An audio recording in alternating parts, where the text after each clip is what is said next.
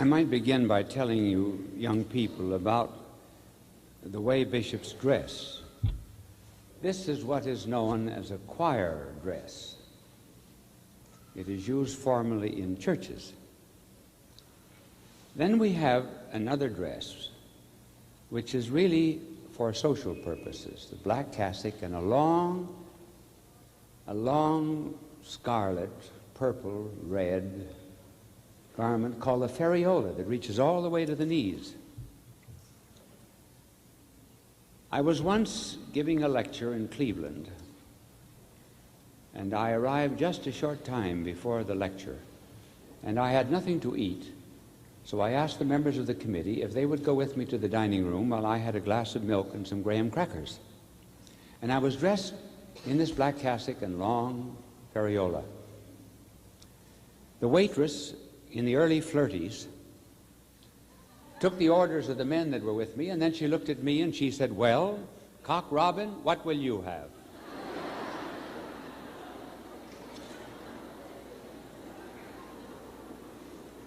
Now, this is not the Cock Robin dress, but let me tell you about this. This is called a rochet, R-O-C-H-E-T, rochet. It is, you see, linen down to the waist and then lace to the knees. I was in the Beverly Wilshire Hotel in Los Angeles a short time ago, and I went up to my room at night, and I found my pajamas on one bed and the rochet on the other.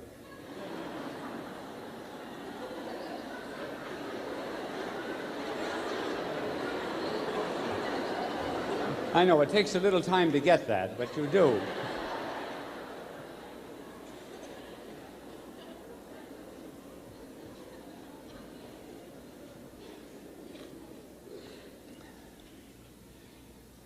Now, a word to you young people. It is very hard for you to realize that your parents lived in a day when no bicycle needed to be locked. When doors were left unlocked at night. When anyone could walk the streets of a large city without being mugged or attacked. Those were days of peace. You have never seen them. It probably is hard for you to realize that that's the way America once was. Now, how did this change come about? Why suddenly have we had so much dishonesty? Let me tell you this story about dishonesty. I was in one of the big hotels of this country. The manager told me that he found the cashier stealing money. This woman had a very wide pocket in her skirt, and she would reach in the drawer and take bills and stick them in. And they saw her, and one day they caught her in the act and discharged her. The union said to her, "You may not discharge her. If you discharge her, we will call a strike on the hotel and call everyone out of the hotel." The litigation went on for about 3 months. The union won. They had to take the girl back. Do you know what their argument was? They said to the hotel manager, "Did you ever tell that girl it was wrong to steal?" And the hotel said, "No, we never told her it was wrong to steal." Well, then how would she know? See how much the world has changed? Now, what made it change? I think maybe we can pinpoint a date. 8:15 in the morning, the 6th of August, 1945. Can any of you recall what happened on that date? It's history. Before you were born, many of you. Yes, what was it? Which? The war, no. It was the dropping of the bomb on Hiroshima in Japan. When we flew an American plane over this Japanese city and dropped the atomic bomb on it, we blotted out boundaries. There was no longer a boundary between the civilian and the military, between the helper and the helped, between the wounded and the nurse and the doctor, between the living and the dead. For even the living who escaped the bomb were already half dead. So we broke down boundaries and limits. And from that time on, the world has said, we want no one limiting me. So that you people heard the song, you've sung it yourselves, I gotta be me, I gotta be free. You want no restraint, no boundaries, no limits. I have to do what I want to do. Now let's analyze that for a moment. Is that happiness? I gotta be me? I've got to have my own identity? Are any of you on a basketball or football team? You can't be yourself, you've got to live for a team. The coach of the Oakland Raiders, Coach Madden, told me, he said, what's happening to our Catholic schools? He said, I have boys from Catholic colleges coming to my football team, and they say, I got to do my thing. How am I ever going to have a football team? Everybody has to do his thing. A team means doing the other person's thing.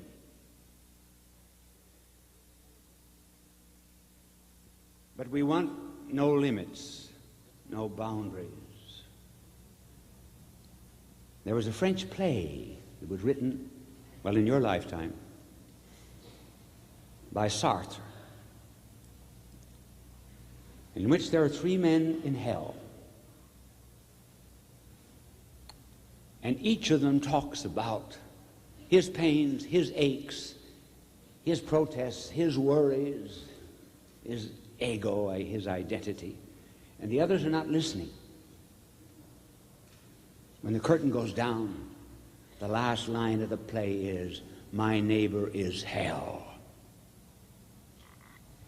Why is the neighbor hell? Because he stands in my way. I can't do what I want to do. God is hell. Parents are hell. Church is hell. Why? Because they limit me. So now we're living in a world of just doing your thing without regard for law. Just suppose now, to get very practical, just suppose your parents never gave you pot training.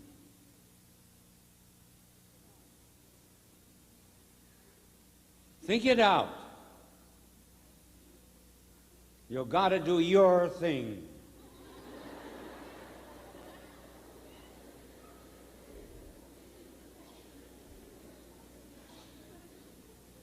Two things would happen. Today, you would hate your parents for never having trained you, and secondly, you would hate yourself. So you are what you are today simply because your parents laid hold of you and said, we're going to train you. They didn't allow you to do your thing. Now, if I've made myself clear up to this point, you're living in an age where freedom is described as license, the right to do whatever you please. But that's chaos. If everyone did what he drove a car as he pleased, we'd have disorder in the streets. Certainly you can do whatever you please. You can stuff your Aunt Maisie's mattress with old razor blades. You can turn a machine gun on your neighbor's chickens. Then freedom becomes just a physical power. then the one who was most free is the one who was most strong. So the world has changed. We used to have laws. We had obedience. We had discipline. Today, no boundaries, no limits. And you're not happy that way. Now, there isn't a boy here, because you are more interested in games than the girls are. But when you play games, and it's true of the girls in a limited way, you have boundaries, you have limits. You've got foul lines on a basketball court. You play baseball, you've got lines running into the outfield. You play football, limits, boundaries. You couldn't have fun if someone, for example, was picked up the football and ran outside of the field. You say, no, you can't do that. We got limits. Well, why don't you respect it in other things? If that's the way you want it in games, why don't you want it that way in life? Then we're happy. Now, what is the one thing in this free world, thanks to the press and television, that is the major interest of the young? It's sex. So let's talk about it. Today, sex has become almost mental. Every advertisement has to use it, so that you are inclined always to think about it. What is it, really? Well, the reason you want to know about it is because it's a mystery. What is a mystery? Well, a mystery is a sacrament. As a matter of fact, the Greek word mysterion is the Latin word sacrament and the English sacramentum and the English word sacrament. Now, what is a sacrament? And then we'll understand sex. Every sacrament or every mystery has two elements. First, physical. Secondly, spiritual. Something that is visible, something that is invisible. Take, for example, baptism. What is the physical side of baptism? Water. What is the invisible side of baptism? The cleansing of the soul to make us children of God. A word is a sacrament because there's something audible, and then there's something invisible about it, namely the meaning of the word. Take, for example, a pun. I don't know whether I can think of one at the moment, but oh yes, here's one. A little girl was once asked, "What are you going to do when you get as big as your mother?" And the little girl said, "Diet." Now, you see, you laughed at that. Now, why did you laugh at that? If, for example, a horse heard that joke, the horse wouldn't give a horse laugh. Why do you laugh? Because in addition to hearing the sound that a horse would also hear, you got meaning out of it. You got purpose. The Eucharist is a sacrament, a mystery. Something you can see, bread. Something invisible, the presence of Christ. Sex is a mystery. There is something physical about it. Everyone is either male or female. It's that simple. Period. Not at all complicated. What is the invisible side of sex? What is the mystery? It's the mystery of love. And it stands for something spiritual. First of all, sex stands for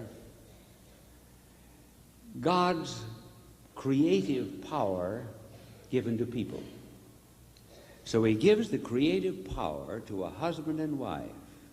Instead of directly creating us, he says to a father and mother, "I will let you share my creative power, and you will give life. This is the spiritual side of marriage and of sex. But it also stands for something else. When you girls and boys get older, someday you'll hear come to the altar. You'll be married. And there will be a reading from St. Paul's letter to the Ephesians. And this is what you will be told.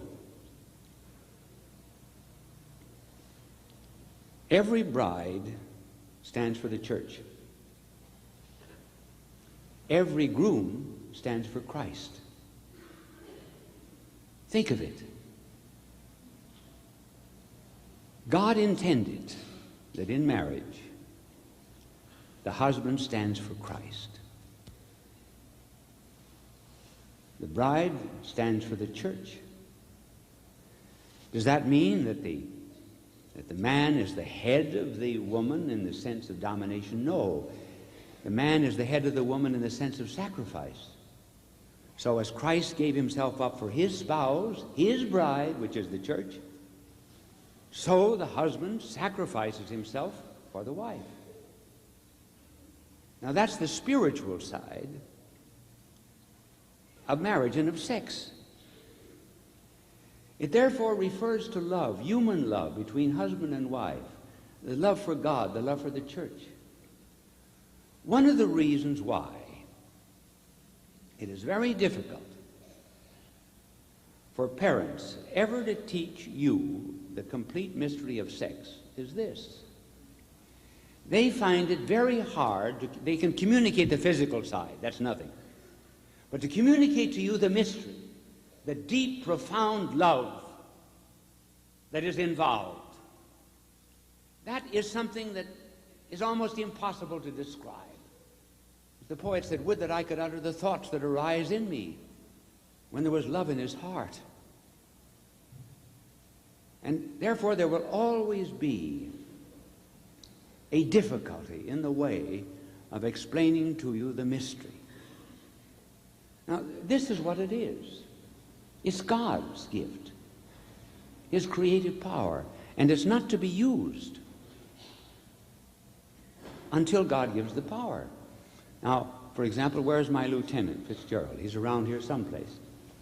Well, now, Lieutenant Fitzgerald has been with me every day since I've been here. Suppose I took his uniform and put it on. Well, first of all, it wouldn't fit me.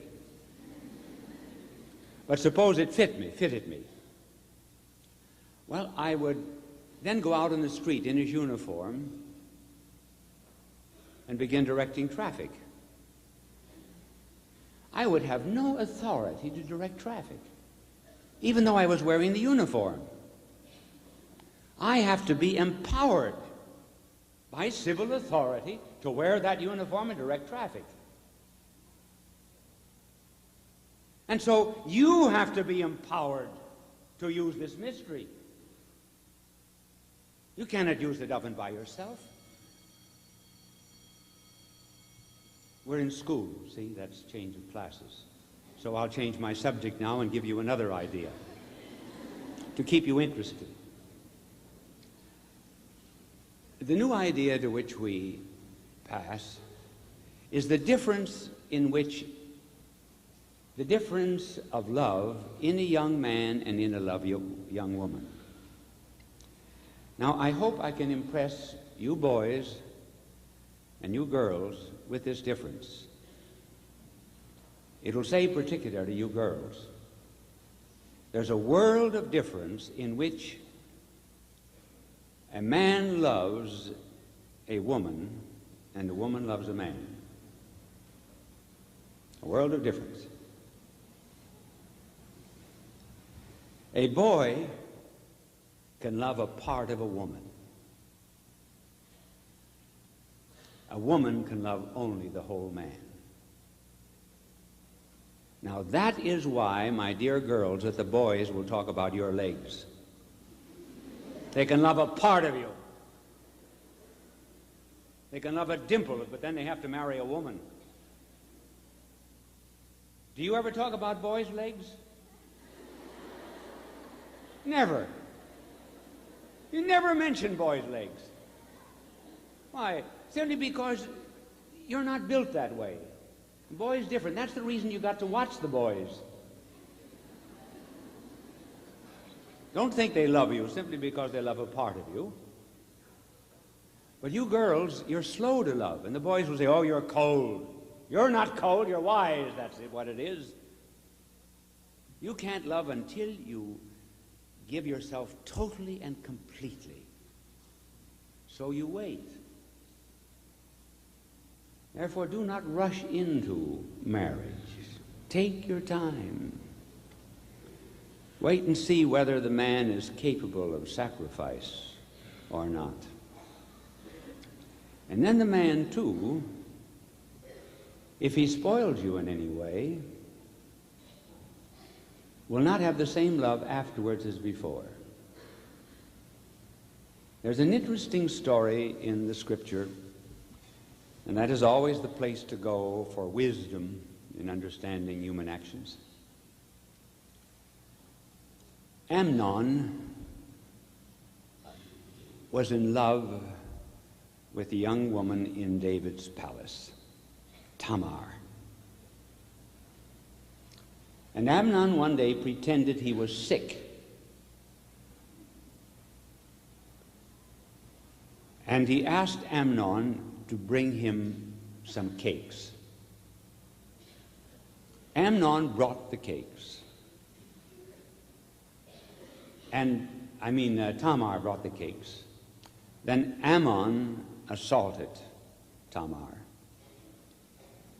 And then he said to her, now get out. And he called the servants, lock the door, send her away. And Scripture says, the hate with which he hated her was greater than the love with which he had loved her. In other words, he knew he was guilty. He had spoiled something. He had plucked a young blossom.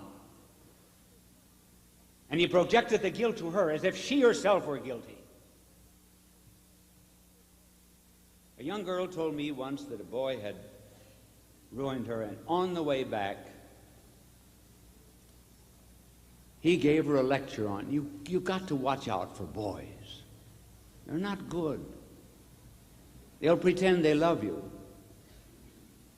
He was trying to escape his guilt. So now we have learned that there's a world of difference between how a man loves and how a woman loves. And wait until you're wise and you're mature. And incidentally, we have a very long maturity. Did you know it in the United States? I think we have the longest juvenility in the world. The Jews, for example, had about the age of 13. Today, you are a man. Yesterday, you were a boy. Now you're growing. But we have people going back and forth from juvenility to maturity and crossing and recrossing the line. So wait until you mature in judgment. And finally, you will often hear among yourselves, boys and girls talking and say, I don't believe anymore. I'm an atheist. Or I just can't believe in God and the like. Do not argue with them. I will give you a rule that will help you very much in life. Never pay very much attention to what people say. Pay attention to why they say it. What are they covering up? I was instructing a stewardess on an international airline. And I got up to the subject of confession, and she said, now I'll never go to confession after hearing this instruction. I refuse to become a Catholic. Well, I said, take one more lesson. And then at the end of that instruction, you may just continue. Well, at the end of the next instruction, she was in a veritable craze. She shrieked, screamed, Let me out of here. Now I'll never be a Catholic. I said, my dear girl, there's no proportion whatever between what you have heard and the way you're acting. Have you had an abortion? She said, yes. She finished instructions. I later witnessed the marriage and baptized the baby. Do not pay attention to what people say. Why do they say it? Why was she attacking confession? It was her way of escaping her inner guilt, blaming it onto the sacrament. And when you hear young people say, I'm atheist and so forth, do not argue about their faith. Look into their morals. How are they living? That's the important thing. And hence our blessed Lord said, blessed are the clean of heart, the pure of heart, for they shall see God.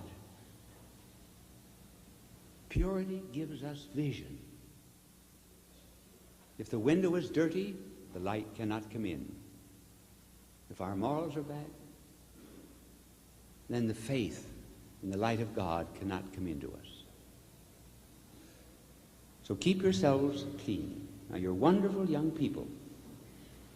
And I trust that the Holy Spirit will inspire you to recall some of the things that I've talked to you about today. I've been very frank. And I assume your goodness, and that you'll always be good. And for you girls, may I say that there is such a thing as the apostolate of beauty. The apostolate of beauty. Do not be ashamed to think of that. You're young, attractive, but the mere fact that you're young, you're vivacious. Do you realize that when beauty is virtuous, it's far more appealing than anything else? You recognize that I have power. The good Lord has given me the power of word, but he's given to you this other power. And it's more powerful, really, because, as a wise old Greek said, everyone loves beauty. So practice the apostolate of beauty. And as for you young men, life is hard. It's a struggle. But the Lord will not be failing in his goodness to you. And now with that, I conclude, because I don't want to keep you any longer, and I will finish with a story about a priest who was talking on the 12 minor prophets. There are 12 minor prophets in the Old Testament. And he had talked for an hour and 45 minutes and had finished only 3. He saw the audience was getting a bit tired. And so he introduced the next one with some degree of histrionics. And he said, and now, where shall I place Habakkuk? Someone got up in the back of the hall and said, he can take my seat.